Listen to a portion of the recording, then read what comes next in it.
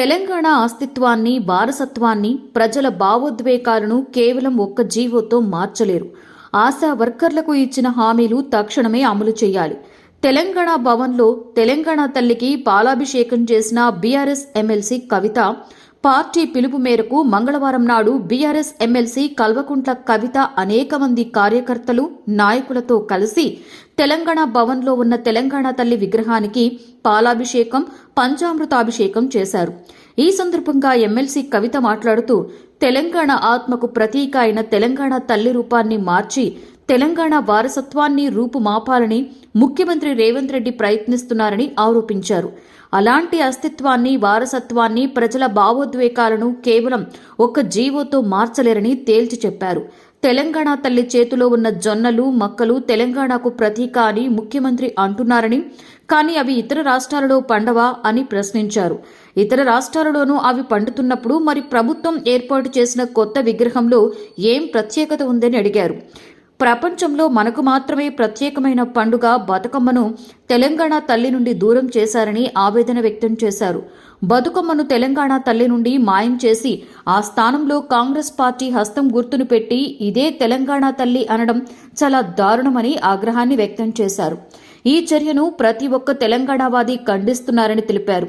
9 మంది కవులు, కళాకారులను సన్మానించడమే కాకుండా ఇంటి స్థలం ₹1 కోటి ఇస్తామని ముఖ్యమంత్రి ప్రకటించడం సంతోషమే, కానీ అందులో మహిళలకు స్థానం లేదా అని ప్రశ్నించారు.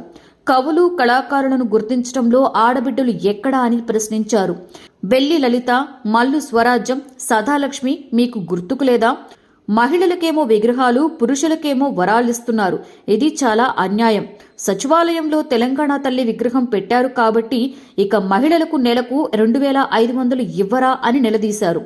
తెలంగాణ తల్లి రూపం బీద తల్లి రూపమని ముఖ్యమంత్రి అంటున్నారని, అంటే తెలంగాణలో కూలీ నాలీ చేసుకునే బీద ప్రజలు ఎప్పటికీ కూలీలుగానే ఉండాలన్నది ముఖ్యమంత్రి ఉద్దేశమా అని ప్రశ్నించారు.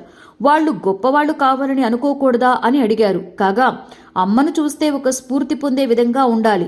అలా స్ఫూర్తిదాయకంగా మన సాంప్రదాయానికి ప్రతీక అయిన బతుకమ్మను చేతిలో పట్టుకుని ఉన్న తెలంగాణ తల్లి విగ్రహాన్ని మార్చి కాంగ్రెస్ తల్లిని పెట్టుకోవడం వల్ల ప్రజల మనసులు నొచ్చుకున్నాయి. తన ప్రసంగంలో ఒక సామాన్య మహిళల పేరు కూడా తీయని సీఎంను మేము ఎలా నమ్మాలి అని అడిగారు. సచివాలయంలో పెట్టినటువంటి కాంగ్రెస్ తల్లిని తిరస్కరిస్తున్నామని ప్రకటించారు. ఉద్యమకారులను అవమానించవద్దని సూచించారు. ఈ తెలంగాణలో ఉద్యమకారులతో పెట్టుకున్న ఎవరూ కూడా బాగుపడలేదని హెచ్చరించారు. ఆ విషయం నీ గురువు చంద్రబాబు నాయుడికి బాగా తెలుసని, ఆయన దగ్గర నుండి నేర్చుకో అని ముఖ్యమంత్రి రేవంత్ రెడ్డికి సూచించారు.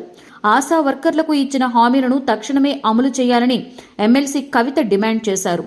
కేసీఆర్ ముఖ్యమంత్రిగా ఉన్నప్పుడు ఆశా వర్కర్లను గౌరవంగా ప్రగతి భవన్కు పిలిపించి మాట్లాడి వారి వేతనాలను పెంచారని, కానీ ఇప్పుడు రేవంత్ రెడ్డి మాత్రం ఆశా వర్కర్ల మీద దాష్టికం జరుగుతుంటే చూస్తూ ఊరుకున్నారని అన్నారు. ఒక పక్క పేద తల్లి విగ్రహాన్ని పెట్టామని చెబుతున్న ముఖ్యమంత్రి రేవంత్ రెడ్డి ఆశా వర్కర్ల మీద దాష్టికం చేశారని ధ్వజమెత్తారు.